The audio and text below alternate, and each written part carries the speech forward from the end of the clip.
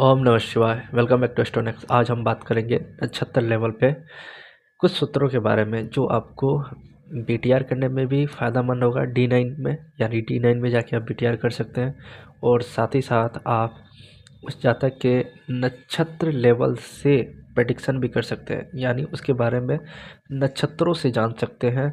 वैसे तो हर एक नक्षत्र के 4 चरण होते हैं, पर कहीं ना कहीं मोटा मोटी आप उसके नक्षत्र से ही कुछ ना कुछ निकाल सकते हैं कि वो इस तरह का स्वभाव लिया होगा, इस तरह का ड्रेसअप लुक होगा या फिर इस तरह का व्यवसाय करता होगा। तो कुछ ना कुछ नक्षत्रों से जुड़े हुए सूत्र मैं आपके साथ शेयर करना जा रहा हूँ और मैंने पहले भी एक नक्षत्र से जुड़े हुए सूत्र शेयर किया हुआ है, पहले मैंने डाल रखा है। वो वीडियो भी आप देख लें, क्योंकि नक्षत्र से आप D9 का अच्छे से बीटीआर कर सकते हैं। जो D9 है, जेमिनी जो है वो पूरे के पूरा D9 नवांश पे खेलता है। तो आप नक्षत्र जो कि एक नक्षत्र 4 चरण का होता है, तो कहीं ना कहीं D9 जो है बहुत ज़्यादा सूक्ष्म लेवल पे जाके आपको प्रेडिक्शन देता है। तो इसलिए D9 बहुत ज़्यादा इम्पोर्टेंट हो जाता है। पर D1 तो सबका बाप है, यानी कि D1 गंगाधर बोल सकते हैं और D9 को शक्तिमान, या D1 को शक्तिमान बोलिए और D9 को गंगाधर। मतलब दोनों एक ही हैं, दोनों में पावर पूरा है, पर एक छुपा रहा है। यानी D9 को गंगाधर मानिए और D1 को शक्तिमान है, यानी सामने से वो बहुत ज़्यादा पावरफुल है और वो छुपा हुआ पावरफुल है, वो D9 है। तो चलिए हम बात करते हैं नक्षत्र से जुड़े हुए कुछ सूत्रों के बारे में। पहले भी कुछ सूत्रों और कुछ नक्षत्रों के बारे में मैंने कुछ सूत्र दिए हुए हैं, वो आप जाके देख लें। चित्रा नक्षत्र, चित्रा नक्षत्र के बारे में हम आज बात करेंगे। जो चित्रा नक्षत्र वाले लोग होते हैं, इनका जो रंग यानी कलर को लेके जो चुनाव होता है कुछ अलग ही होता है, अलग ही पसंद होता है इनके कलर। यानी ड्रेस में जो कलर चूज करना हो या फिर किसी भी चीज़ में जो कुछ भी कलर से संबंधित चीज़ हो, उसमें जो इनका चुनाव होता है वो कुछ अलग ही होता है, अटपटा सा होता है।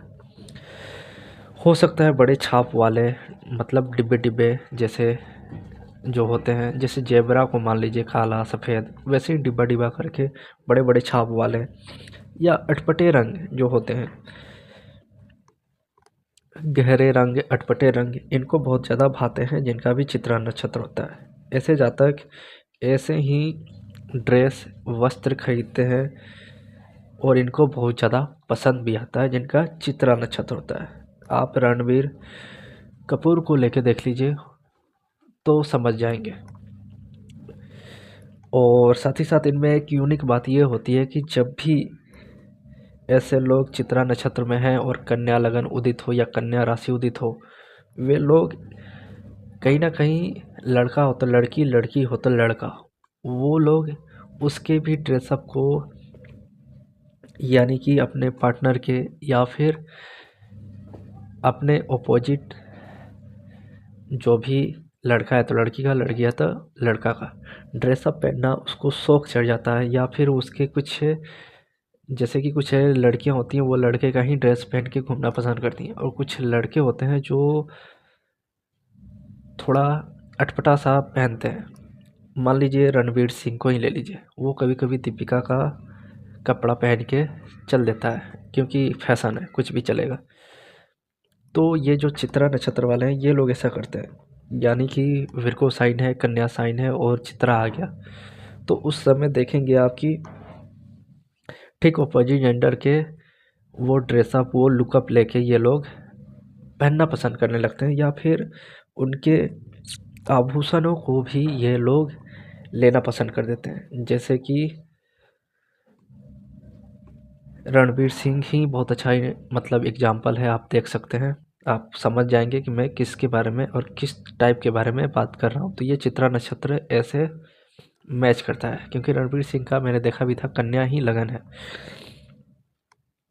तो ये लोग चित्रा नक्षत्र वाले, इनकी थोड़ा पसंद अटपटा हो सकती है कलर में और वस्त्र में, या फिर इनको थोड़ा अपोजिट जेंडर के वो ड्रेसअप लुकअप लेना अच्छा लगता है। यानी हो सकता है कि सब कोई पब्लिकली ना जाओ नहीं जाता है, पर वो घर में भी पहन सकता है, या फिर किसी नाटक के दौरान वो लोग यूज करते हैं तो इन्हीं को चुना जाता है कि लड़का है तो लड़की बना दो, लड़का है तो उसको लड़की का कोई रोल दे के उसको ऐसा गेटअप आभूषण सजा देते हैं, या फिर लड़की है तो लड़का का गेटअप दे देते हैं। ये चित्रा नक्षत्र के साथ हो जाता है। या ये लोग अपने घर में भी ऐसे ड्रेसअप लुकअप मतलब ये लोग पहनते होंगे। तो चित्रा नक्षत्र के साथ ऐसा होता रहता है, और ऐसे लोग को बहुत ज़्यादा ऐसे रंग कलर अजीबो गरीब अटपटे रंग पसंद आ जाते हैं। भरणी नक्षत्र के बारे में मैंने उस वीडियो में भी बताया था कि ऐसे लोगों का पैर कपकपाता रहता है, कंपन करता है, क्योंकि ये यम का नक्षत्र है और यम को देखने के बाद आपका शरीर कांपने लगेगा, तो पैर क्या है।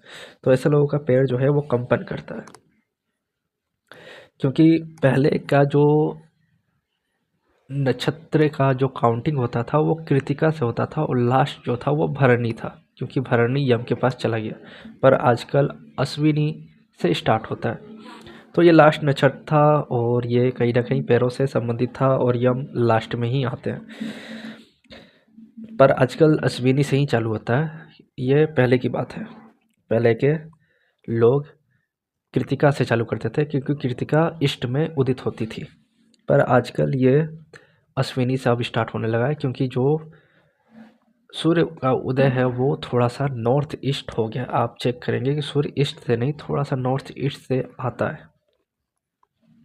और सूर्य का जो टाइमिंग है आपने पढ़ा भी होगा कि सूर्य फर्स्ट हाउस में 6 बजे आता है, और ठीक आगे जब बढ़ता है तो वो 12th हाउस में चला जाता है, यानी 8 साढ़े 8 के बाद वो 12th हाउस में जाएगा। तो वो जो पीछे का हाउस है वो 4 से 5 का टाइम, 4 से 6 का टाइम होता है। तो भरणी नक्षत्र यानी यम का नक्षत्र है, और यम को देख के लोगों का पैर कंपन करने लगता है, थर थर काँपने लगता है।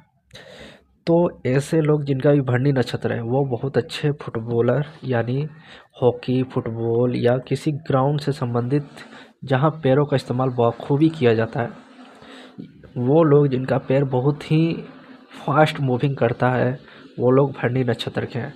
और ये लोग ऐसे खेल से संबंधित खेलों में जा सकते हैं, फुटबॉल हॉकी क्रिकेट भी बोल सकते हैं, पर ज़्यादातर फुटबॉल और हॉकी, क्योंकि यहाँ पे बहुत ज़्यादा तेज़ी से दौड़ना होता है।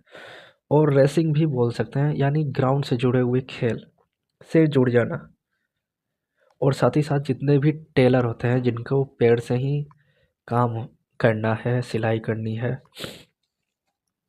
उनको भी हम लोग भरनी से ले सकते हैं। यानी कहीं ना कहीं जो लोग अपने पैर का इस्तेमाल बखूबी करते हैं, और उनके पैरों में कुछ ना कुछ एक स्पीड सी होती है, क्योंकि भरणी नक्षत्र मैंने पहले वाले वीडियो में बताया था कि इनका पैर जो है वो कंपन करेगा, बैठे रहेंगे तो भी हिलता रहता है।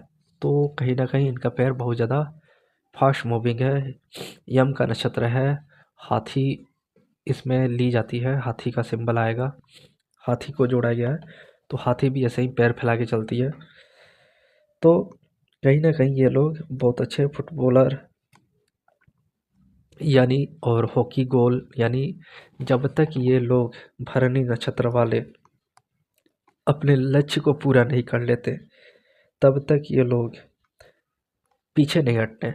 एक भरणी का ये भी क्वालिटी है, जैसे एक फुटबॉलर अपने फुटबॉल को लेकर पूरे गोल तक जब तक नहीं जाता है तब तक वो छोड़ता नहीं है। तो भरणी नक्षत्र का भी यही सिंबल है कि जब तक वो अपने गोल तक ना पहुंच जाए किसी कार्य को लेके तब तक वो छोड़ता नहीं है, क्योंकि ये मेष राशि में आती है, और मेष राशि फर्स्ट राशि है। वो राशि ये शो कर रही है कि आपको जो कार्य करना है वो आप ही करेंगे, कोई और नहीं करेगा। अब बात करते हैं रेवती नक्षत्र। रेवती नक्षत्र ऐसे लोगों को बोला जाता है कि बातों ही बातों में लड़ पड़ते हैं, मतलब बात कर रहे हैं और अचानक से लड़के अपने अपने रूम में चले गए। ये लोग रेवती नक्षत्र हैं। या फ़ोन पे भी बात करते करते लड़ लिए, और बाद में कोई मैटर नहीं था, कोई बात नहीं थी, भूल भी जाते हैं। रेवती नक्षत्र वाले मीन की राशि है, बहुत ज़्यादा भावुक है, सेंसेटिव है, इमोशनल है। तो ये लोग बातों ही बातों में लड़ पड़ते हैं, इनकी ये आदत होती है। इन लोगों को बिना मतलब का गर्व करने का आदत होता है, तो इसलिए ये लोग लड़ जाते हैं, क्योंकि ये लोग को लगता है कि मैं सही हूँ। अपने को ही ये लोग बहुत ज़्यादा ईगो में ला लेते हैं, गर्व करने की आदत होती है। मन ही मन सोचता है कि मैं मतलब मैंने ही किया और मैं नहीं करता तो नहीं होता। ये रेवती नक्षत्र का घमंड है। तो रेवती नक्षत्र वाले बहुत ज़्यादा ऐसा करते हैं। रेवती नक्षत्र से जुड़े हुए एक और सूत्र ये है कि इनका जो रेवती का कह सकते हैं कि अंतिम नक्षत्र जो है वो थोड़ा खराब होता है, वो पिता के लिए अच्छा नहीं होता है। बाकी 1, 2 और 3 वो ठीक है, पर रेवती का जो अंतिम चरण है मीन राशि का 26, 40 से 30 डिग्री तक जो है, जो लास्ट नक्षत्र रेवती का लास्ट चरण है, वो थोड़ा अच्छा नहीं होता है। वो क्लेश कराता है, और वो जिस भाव में बैठ जाए, मान लीजिए आपका रेवती 26, 40 से 30 है, और वो जिस भाव में बैठेगा वहाँ से क्लेश होगा। 7th में है तो पति से होगा, अष्टम में तो ससुराल वालों से होगा। तो ये एक सूत्र है कि रेवती नक्षत्र का चौथा चरण 26, 40 से 30 डिग्री ये बहुत ख़राब होता है, कलेशपूर्ण होता है, माता पिता के लिए भी अच्छा नहीं होता। तो ये बहुत ज़्यादा प्रॉब्लम क्रिएट करेगा जिस भाव में बैठेगा। एक सूत्र है कि केतु का तीनों चरण, यानी स्टार्टिंग का जो चरण केतु का ही होता है, अश्विनी, मघा और मूला ये स्टार्टिंग के हैं। और बुध के जो 3 नक्षत्र हैं वो अश्लेषा, ज्येष्ठा, रेवती, यानी केतु के तीनों नक्षत्र और बुध के तीनों नक्षत्र गंडात यानी कि गंडमूल वाले नक्षत्र होते हैं। तो ऐसे लोग जिनका भी केतु का तीनों नक्षत्र है और उसका जो फर्स्ट चरण है, अश्विनी का फर्स्ट, मघा का फर्स्ट, मूला का फर्स्ट, वो दुखदाई होता है, माता पिता के लिए कष्टकारी होता है, और ये गंडात में बहुत ज़्यादा गंडात होता है। और बुध का जो लास्ट,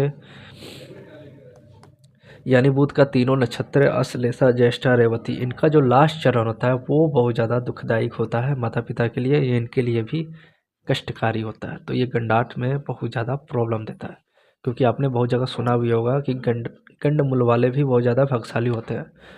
तो वो बुध के 1, 2 और 3 यानी कि तीनों नक्षत्र के 3 चरण आगे के अच्छे होते हैं, और केतु के जो तीनों नक्षत्र के 2, 3, 4 यानी फर्स्ट को छोड़ के 2, 3 और 4 वाले हैं वो अच्छे होते हैं।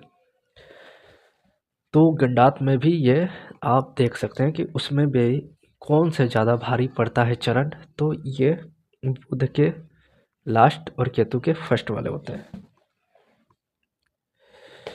अब आते हैं अनुराधा पे। अनुराधा नक्षत्र के बारे में ही मैंने उस वीडियो में बताया, आप देख लीजिएगा। बहुत ही हिम्मत वाले होते हैं यदि फर्स्ट चरण हो अनुराधा का।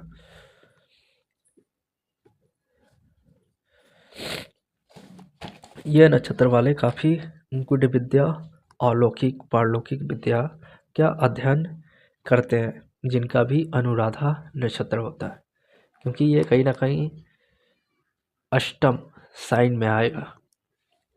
अष्टम साइन अष्टम भाव में आता है अनुराधा नक्षत्र, और ये वृश्चिक में पड़ता है।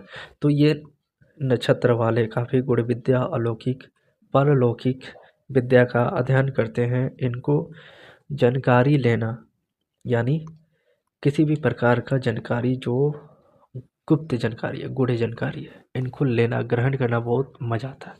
भले ये किसी से पूछे ना पूछे, पर चुपके चुपके ये ग्रहण करते रहते हैं अनुराधा वाले, और काफ़ी ज़्यादा हिम्मती होते हैं। इसलिए ये लोग रात को भी अकेले निकल जाते हैं, या फिर इनको शमशान में भी जाना डर नहीं लगता। लेकिन अनुराधा का फर्स्ट चरण ये काफ़ी ज़्यादा हिम्मती होते हैं, डरते ही नहीं हैं। सेकंड वाले हो सकते हैं, थर्ड वाले थोड़े, फोर्थ वाले थोड़े कम हो, लेकिन अनुराधा का जो फर्स्ट चरण है वो बहुत ज़्यादा हिम्मती होता है। और ये लोग जासूसी करते हुए भी पाए जाते हैं अनुराधा वाले, और हो सकता है कि ये लोग जासूस भी बन जाए, क्योंकि अनुराधा है जो वो वृश्चिक में आ रहा है, वो ऐसा साइन है जो जासूसी को दिखा रहा है और यहाँ से गुड़ विद्याओं को दिखा रहा है। मतलब कहीं ना कहीं आपको ऐसे चीज़ को जानना है। जासूस भी क्या करते हैं, जासूस का भी काम वही होता है कि वो किसी और की जासूसी करके आपको सारा डाटा देते हैं। तो जासूस जो है वो, या फिर जासूस का जो काम है, या किसी एस्ट्रोलॉजर का भी काम है, या फिर किसी ऐसे लोग जो बहुत ज़्यादा किसी चीज़ को गहन करने के लिए उसको बहुत ज़्यादा मेहनत करते हैं। तो यहाँ से तांत्रिक भी आते हैं। मतलब इनमें में बहुत ज़्यादा गट्स होती है, यानी कि बहुत ज़्यादा हिम्मती होते हैं और इनको बहुत ज़्यादा ऐसी विद्याओं को भी ग्रहण करना होता है जो अलौकिक हो या फिर वो कोई और नहीं जानता हो। जैसे चमत्कारी टोटकों को भी जानने की चाहत इन लोगों में बहुत ज़्यादा होती है।